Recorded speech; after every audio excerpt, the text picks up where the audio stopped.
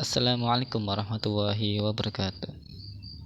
Perkenalkan, saya Muhammad Ginanjar Firdaus dari Prodi Ilmu Al-Quran dan Tafsir, kelas C, semester 7. Pada kesempatan kali ini, saya akan menjelaskan mengenai pemikiran Muhammad Argun tentang era modern. Sedikit menyinggung biografi beliau.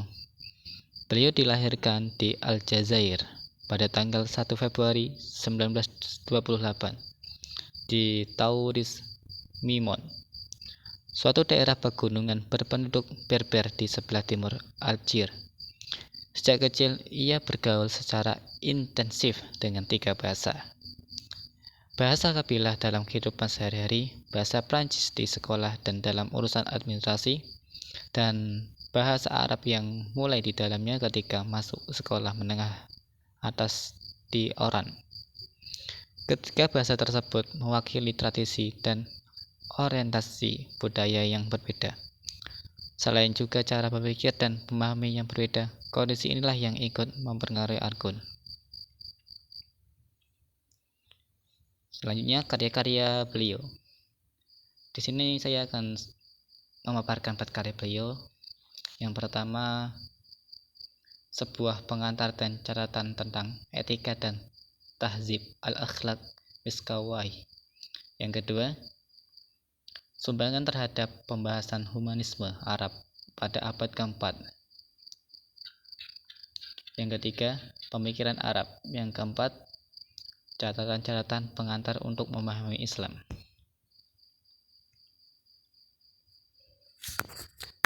Masuk ke pemikiran beliau. Argun merupakan pemikiran yang senang menggunakan metode sejarah dalam menguraikan pandangannya sebagai seorang ahli ilmu sosial. Ia mengatakan perlunya melihat latar belakang kronologis materi evolusi sejarah yang dapat menjelaskan kemajuan suatu masyarakat. Dalam metode ini, tidak boleh ada suatu budaya atau peradaban yang dianggap lebih tinggi atau lebih superior dari yang lain. Dengan demikian, terlihat bahwa Argun ingin mengatakan bahwa budaya atau peradaban Barat tidaklah lebih tinggi dari budaya Islam. Dengan metode ini, ia mengharapkan pembacanya akan dapat secara implisit menangkap pengertian yang ia maksud dengan adanya latar belakang sejarah dan peristiwa. Sebagai seorang yang menggunakan metode sejarah, Argun tidak memberikan definisi mengenai modernisasi itu sendiri. Ia menguraikan pengertian modernitas berdasarkan masa. Dunia modern menurut Argun tak dapat dilepaskan pada kemajuan masa Yunani, Romawi, dan masa abad pertengahan di mana kebudayaan Islam memperoleh zaman keemasannya. Pada abad pertengahan tersebut, di Eropa disebut sebagai abad kegelapan karena dunia ilmu pengetahuan kurang berkembang sebagai akibat dari kekuasaan gereja yang mendominasi segala aspek kehidupan pada waktu itu. Argun melihat bahwa pada abad ke-7 sampai abad ke-12, ketika dunia barat masih dalam kegelapan, ilmu pengetahuan pada dunia Islam justru mencapai zaman keemasannya.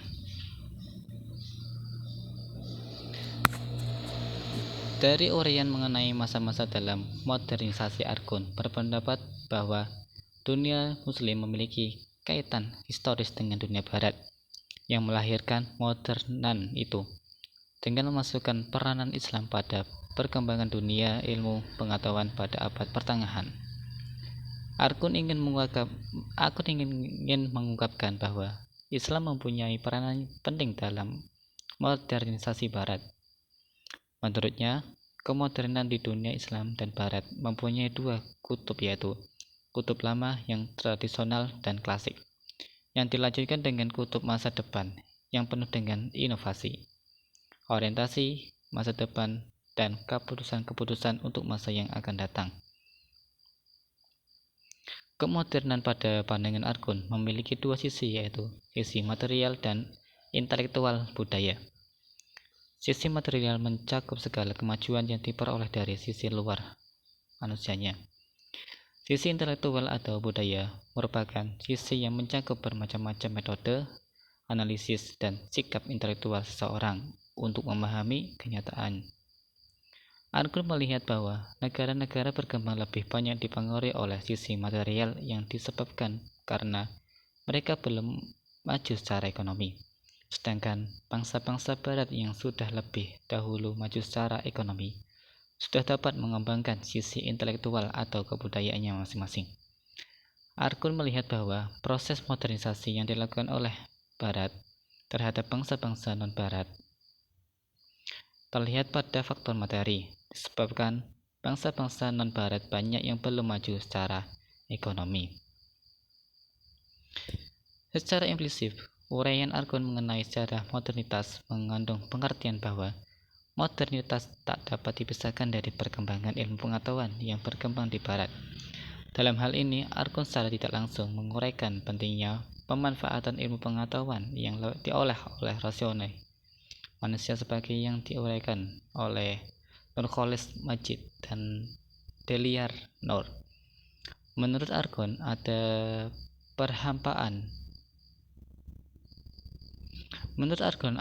pemahaman-pemahaman yang sifatnya plural dalam Islam yang disebutkan sebagai akal-akal Islam.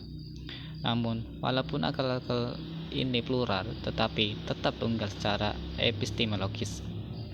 Paham-paham yang berbeda-beda berasal dari berbagai aliran Islam, seperti paham tasawuf, Mu'tazilah, Islamiyah, para filsuf, penganut mazhab Hambali, Syiah, dan lain-lain.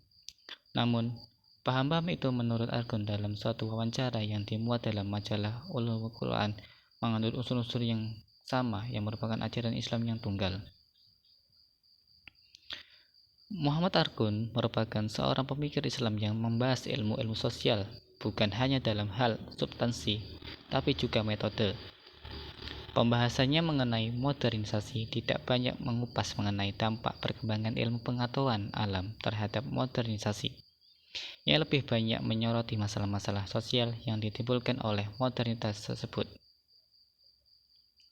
Pendekatan-pendekatan ilmu-ilmu sosial yang baru muncul pada abad 19 dan 20 dipakai Arkun untuk mempelajari kebudayaan dan peradaban Islam. Ia banyak menggunakan pendekatan sejarah sosiologi, ilmu bahasa atau linguistik, semiotik, dan psikologi. Dengan demikian, ia banyak menggunakan istilah-istilah yang digunakan dalam ilmu-ilmu sosial tersebut.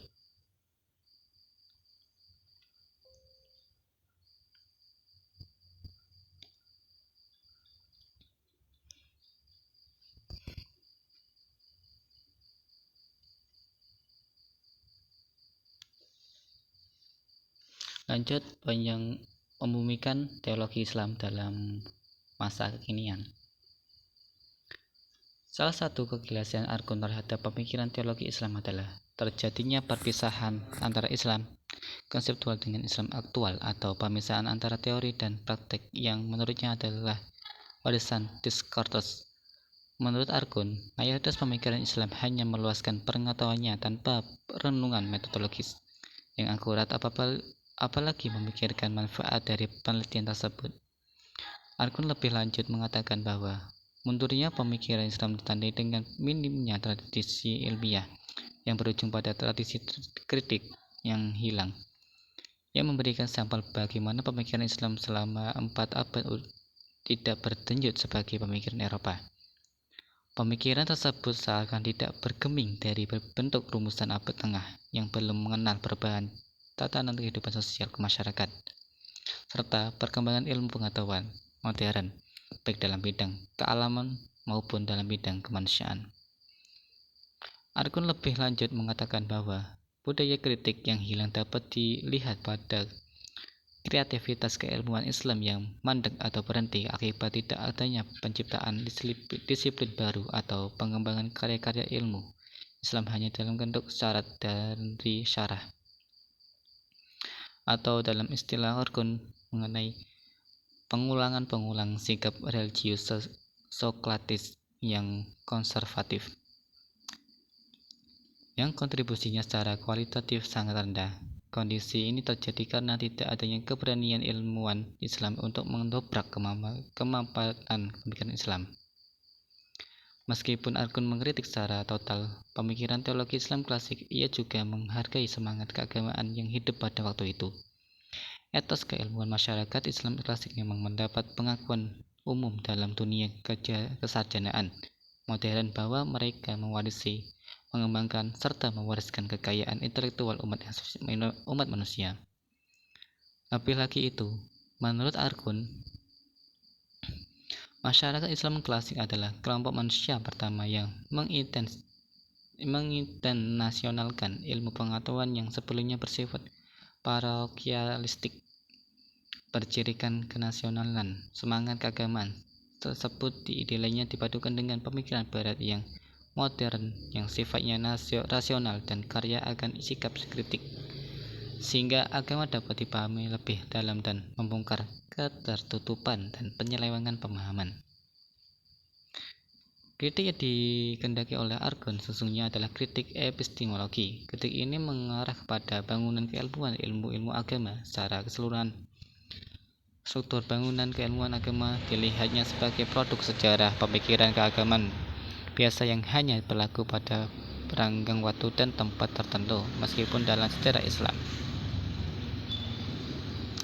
seringkali didengar dengan istilah agama Islam bersifat transcendental, universal. Tetapi jika nilai-nilai itu dipraktekkan dalam kehidupan masyarakat yang notabene terkurung kepentingan sosial politik ekonomi tertentu, maka nilai tersebut tidak lagi bersifat transcendental dan universal. Dengan kata lain, warna lokalnya ikut memengaruhinya. Keberanian Arkun dalam merumuskan buah pikiran, khususnya yang terkait dengan kritik epistemologinya terhadap bangunan keilmuan agama, dilatar belakangi oleh budaya kritik dalam lapangan keagamaan, tidak tumbuh secara wajar di lingkungan umat Islam. Menurut Arkun, budaya seperti ini akan mengiring sikap kepada pemikiran Islam tanpa kritik. Bahkan yang lebih parah ketika pemikiran Islam mengalami takdis al-fakar al-diniyah atau pensucian pemikiran keagamaan. Pemikiran Islam menjadi taken for granted, tidak boleh disentuh apalagi dikritik. Semua yang ada dalam pemikiran Islam adalah sesuatu yang final dan tidak memerlukan pembacaan ulang. Mungkin sekian dari penjelasan mengenai pemikiran Muhammad Arkun. Apabila penyampaiannya kurang tepat, mohon maaf. Wabillahi taufiq wal hidayah. Wassalamualaikum warahmatullahi wabarakatuh.